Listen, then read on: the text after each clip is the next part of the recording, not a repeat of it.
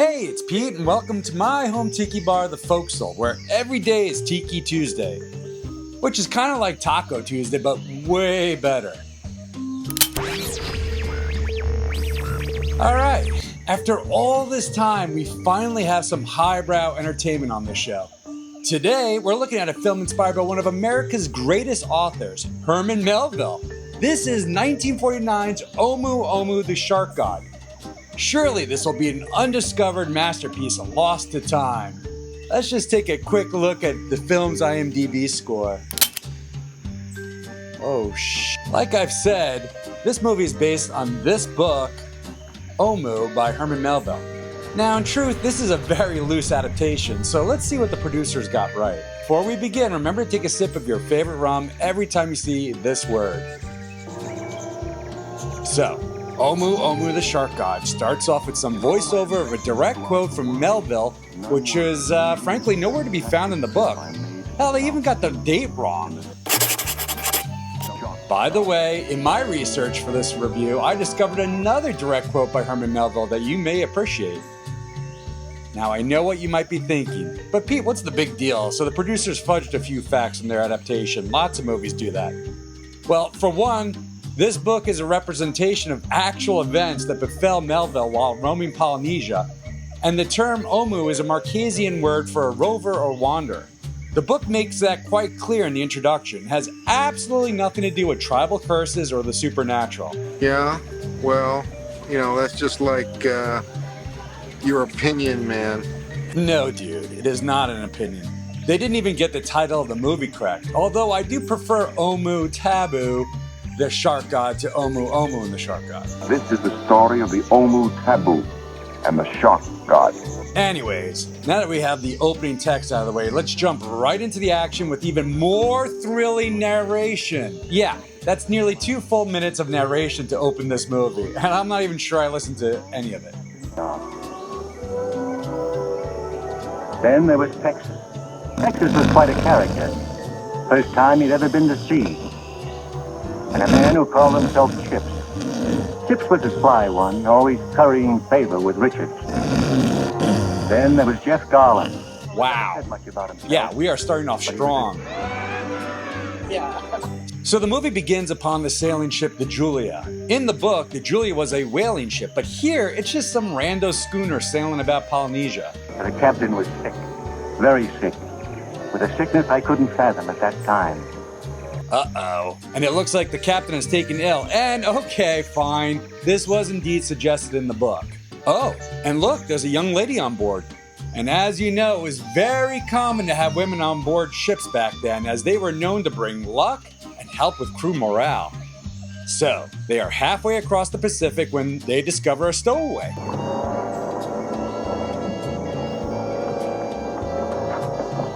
Who are you? Well, answer me. What are you doing here? Not hit, please. I have no stowaway on my ship. Now, what are you up to? With his ingenious hiding spot of just standing behind that dinghy, was it no wonder he remained so well hidden all this time? Get your hands This off starts me. an epic fight amongst the crew.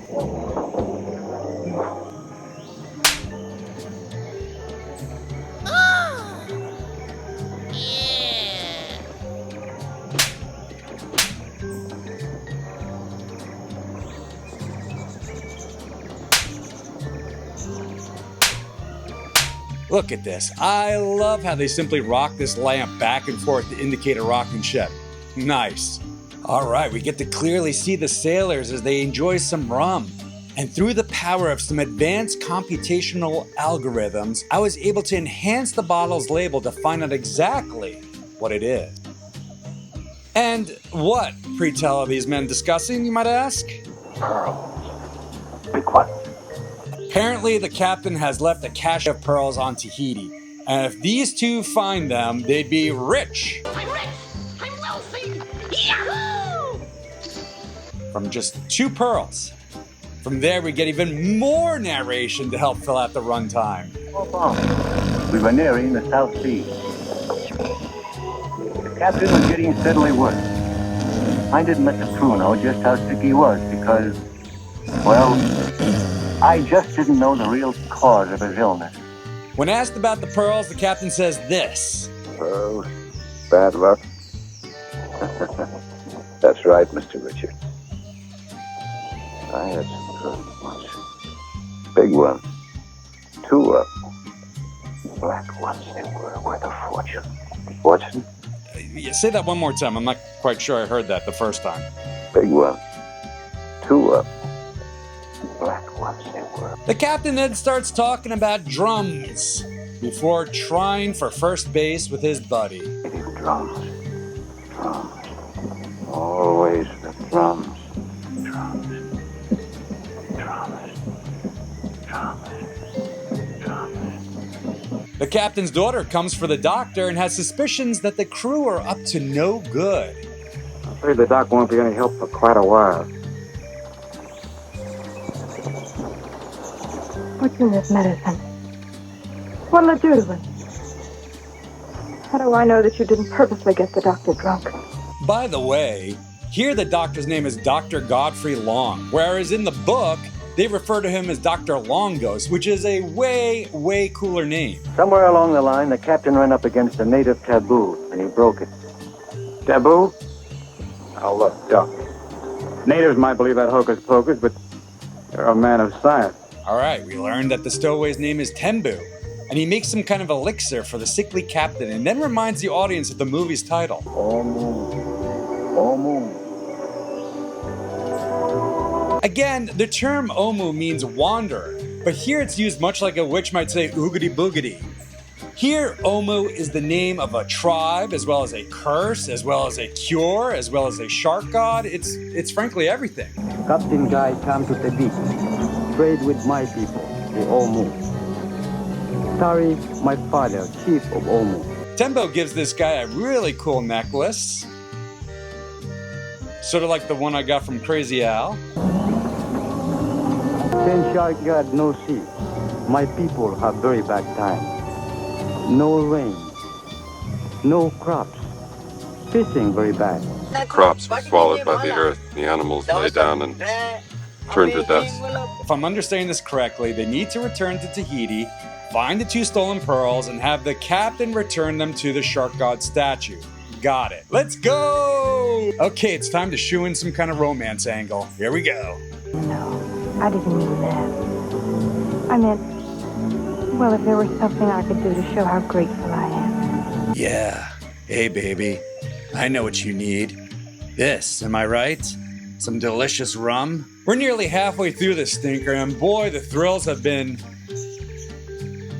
non-stop. All right, the crew finally made it to Tahiti, and we're immediately introduced to the dangerous local fauna. Incredible stock footage of the Tahitian monkey and orangutan, which, as we all know, are totally native to the island, along with the Tahitian Kodiak bear and the moose. You have done well, my son. This, Jeff Garland. He brother to Tembo. All right, our hero's caught off guard by some additional stock footage of, I don't... What the hell is that? Drums.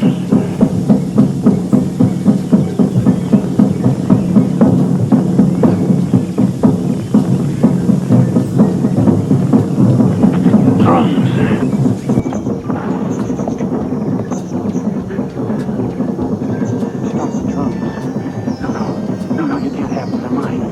The eyes of the shark god. They're mine. Uh-oh, it's 2 of those world-famous Tahitian tigers. I guess we have some screen time to burn as we watch this fierce stock footage play out.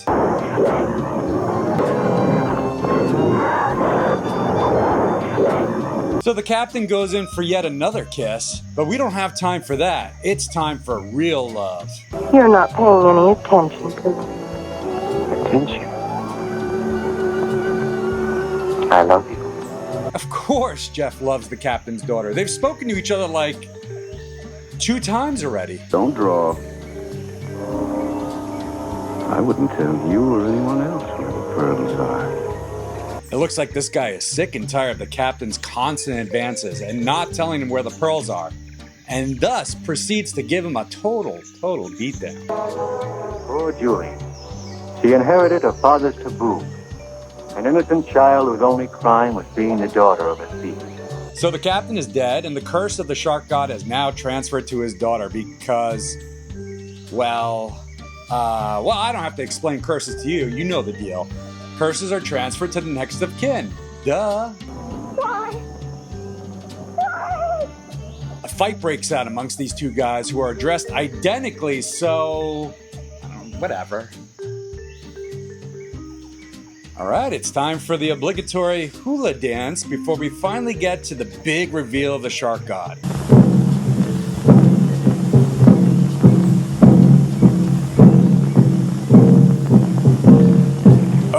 Okay, time out. Now, if you watched any of my previous Tiki-sploitation movie reviews, then you are already familiar with how terrifying these Tiki gods can be. But you are absolutely not prepared for the depraved minds that came up with this chilling design of the shark god. Behold, the shark god. Find loose stone under left foot. So it turns out that the captain hid the pearls inside the shark god all this time. Wow, what a twist.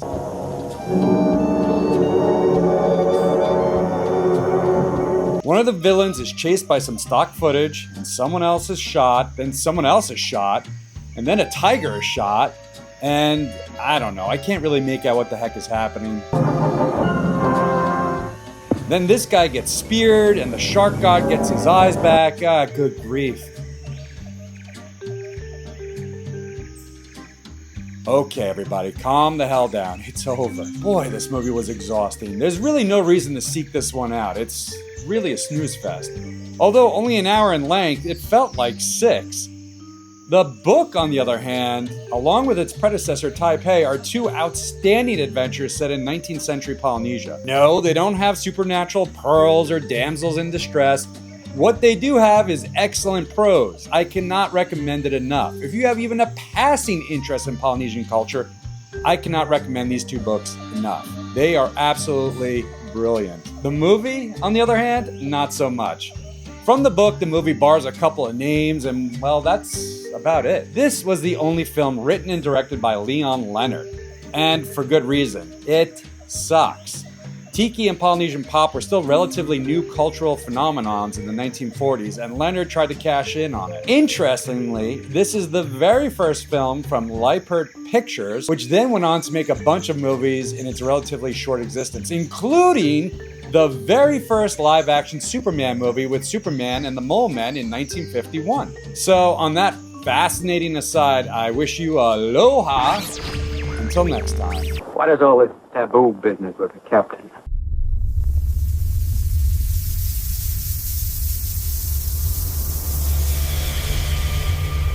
Before they return the pearls, the doctor takes a precious moment between drinks to show the captain's daughter all the dangerous creatures living in some B-roll aquariums just off screen.